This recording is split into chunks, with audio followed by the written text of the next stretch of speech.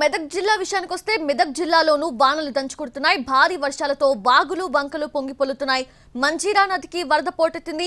7 పాయల project పూర్తిగా నిండి పర్వలు తొక్కుతోంది. Project పూర్తిగా నిండటంతో ఆయకట్టు రైతులు హర్షం వ్యక్తం చేస్తున్నారు.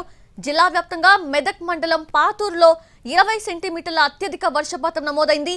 భారీ వర్షాలకు గాంధారి బాగు ఉధృతంగా ప్రవహిస్తోంది.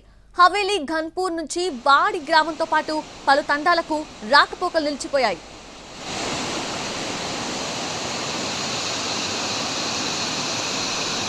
మరోవైపు కౌడిపల్లి మండలం లింగంపల్లిలో గాడిదల వాగుకి వరద ప్రవాహం పెరిగింది. రోడ్డుపై వరద నీరు చేరడంతో అందుగులపల్లికి రాకపోకలు నిలిచిపోయాయి. దీంతో వాహనదారులు తీవ్ర ఇబ్బందులు పడుతున్నారు.